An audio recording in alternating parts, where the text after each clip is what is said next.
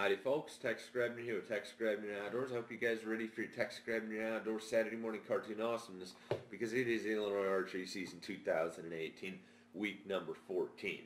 Ironically enough, we're in 2019 right now, but it is still the 2018 archery season because it runs from October 1st until mid-January here in Illinois. So, even though it's 2019, it's still the 2018 archery season.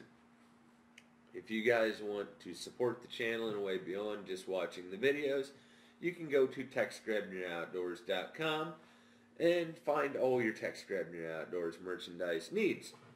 With that being said, we're also going to be dropping some new merchandise around the ATA show. Super excited about the ATA show. It's funny though because it's like Redneck Comic Con, where it's the place to see and be seen. And at this point, even though life ain't like the pornos and hunting ain't like the TV shows, I feel like I'm finally starting to get some respect in the industry, or at the very least some tolerance and notoriety in addition to my pre-existing infamy. But if you guys are traditional bow hunters and Three Rivers Archery has just dropped their new catalog for the year, you can use the discount code of Tex Grebner on all your Three Rivers Archery purchases and get a discount for that as well. Now, the question is, did I kill with sticks? I don't want you to think that I am unhappy, because happiness in long sustained stretches outside of a fairy tale does not exist. Eventually, we all die. There is no happily ever after.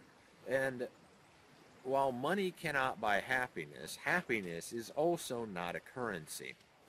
So I am chasing my dream, and I am very happy about it because I live a charmed life where I am able to do what I wish, pretty much when I wish to do it.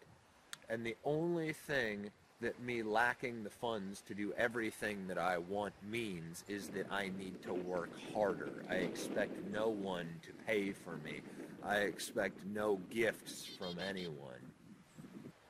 And so, I am chasing the American dream. The way that I would define the American dream is what Fred Bear did. Take something that you love, do it, and do it so well that it is profitable to where you are able to pay yourself for doing what you love, and then write off your expenses on your taxes as a depreciation of wealth. It was a long day. A long day. Now, this was my birthday, and I didn't have anything better to do, being that it was a Saturday. And I'd also figured out by checking the regulations that I was actually able to bow hunt during the late gun season in Illinois, provided that I met the blaze orange requirements. Of course, it does seem very foolish trying to hunt with a stick bow when you're wearing a pumpkin suit. The good news was I was able to hang my blaze orange behind me on the tree because this was a ground blind kind of situation. So with the blaze ribbon on my hat, I made the best of the situation, because at this point I'm hunting out of obsession, whether I think I'm going to see anything or whether I don't see anything at all. If I'm able to get out, I'm getting out. I've basically given up on tree stands at this point in the season. I've basically given up on food plots for good as a waste of money. Now, we're into the later season at this point, which means that deer are going to focus on food. Now, the chances of deer crossing within the property lines being remote is true, but there is also the fact that you can't really predict the outcome of a hunt until you've been there, you've done it, you've lived it, and you've seen it. And so, luckily for me, I was pleasantly surprised that the deer might be moving in the daylight because it had gotten cold again. That also meant that the hill was froze up. So even though I had my rope, thank God, it made the descent much easier. What makes this spot perfect is the fact that the deer will be funneling past me, coming up out of the creek on my left side. And I am shielded in the back by thick brush that I can see through, but that would break up my outline. The evergreen boughs above me that hang very low are going to provide me shadow to hide in, because direct sunlight does a hell of a job at picking you out to eyesight at longer distances. So because of the thick brush and the angle of approach that the animals would have to take, as soon as they would be able to get a good look at me, I would be able to get a good shot at them. And the fence, because animals are naturally lazy, if they're on this side of the property line, the fence would funnel them on their well-used trail within my range. And even if an animal came from the right, I wouldn't necessarily be able to swing around and shoot through the thick brush and evergreen boughs on my right side, but it would shield me. Now, if a deer were to take this trail, it would be an excellent setup. The trouble is, it's far too late in the year to expect a whole lot of deer movement, because they aren't in the timber, they're on the edge habitat, and they're in the fields. I love bow hunting. I hunt for the challenge and the thrill of the chase. And even though I might find myself empty-handed, I am content, because there is no guarantee. Because if there was a guarantee, there would be no joy in the doing of it. It's funny how an archery season has stages where it's not just simple stages like the early season, the pre-rut, the post-rut, the late season, with sprinklings of gun seasons in amongst the archery season breakups where the deer get shot to hell. I'm talking about the psychological stages, almost like acts in a Shakespearean tragedy, the psychological stages of the season, because every year archery season starts out with an anticipation, and while success is not guaranteed, success seems attainable. It seems achievable in the early season, all through the rut, and even into the post-rut. There is an excitement, and then it finally slides into the late season, where it is an exercise in futility. But there is the fact of what dreams may come, as Shakespeare said.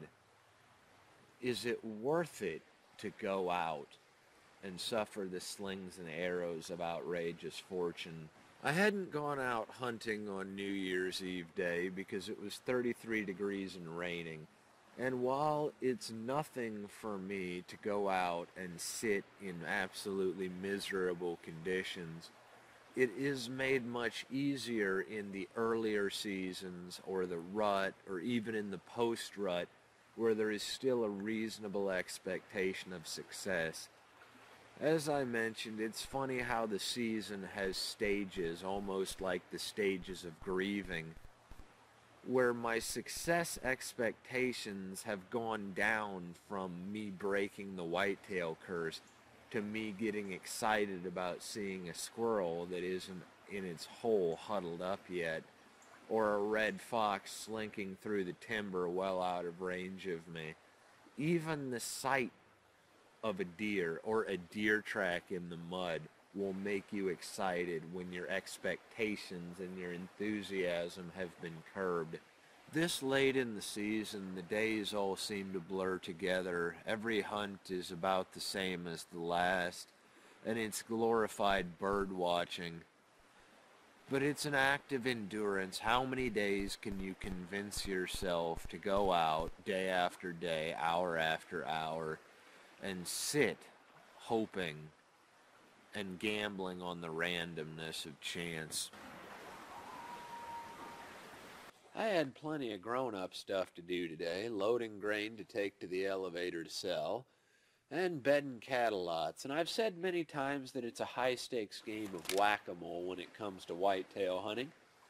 And I wasn't even sure if I was going to go out.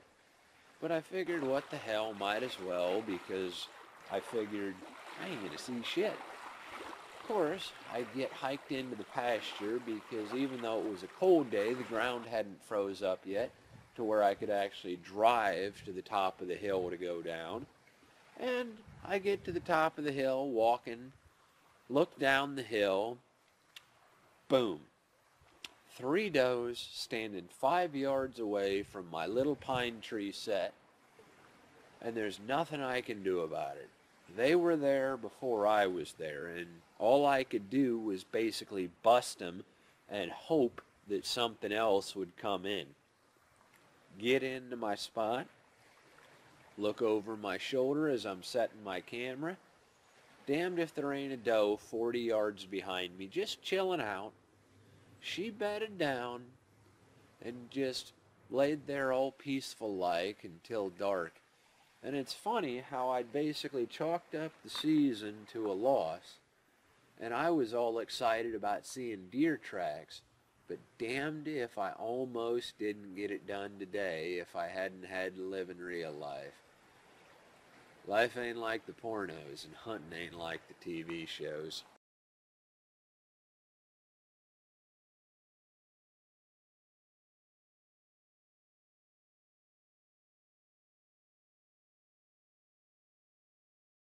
In Green Hills of Africa, Hemingway is on a quest for a kudu, and he talks about the way to hunt is like the way to write. The way to hunt is as long as there is you and such an animal, and the way to write is as long as there is you, a pencil and paper, or any machine to do it with, and anything that you care to write about. Well, it didn't seem worth going out today. By the time that I was done with my day and got here, there'd probably be about 45 minutes worth of daylight. And the deer would probably either already be here waiting for me, or they would already be where they wanted to be. And so the chances of success were low, but I knew if I didn't go out, I'd hate myself for it, because it's still archery season. And I knew that if you can't love yourself, at least hate yourself in the most constructive way possible. I love bow hunting. I love the thrill of the chase.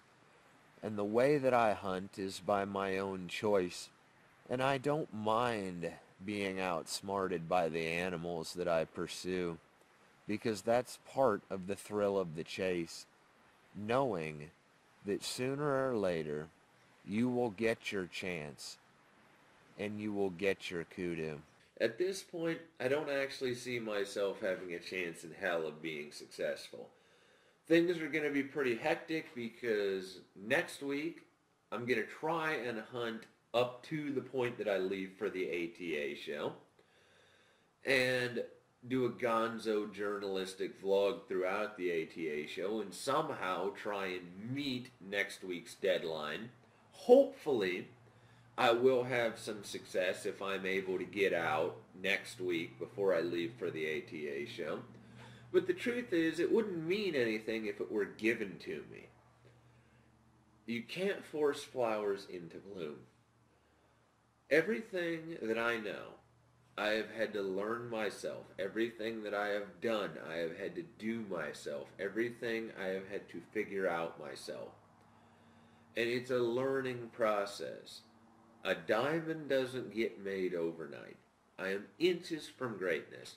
So while I don't think that I have a chance in hell of being successful for the rest of the season, I do think that I've got a real good chance for the 2019 season. So the whitetail curse is still in effect.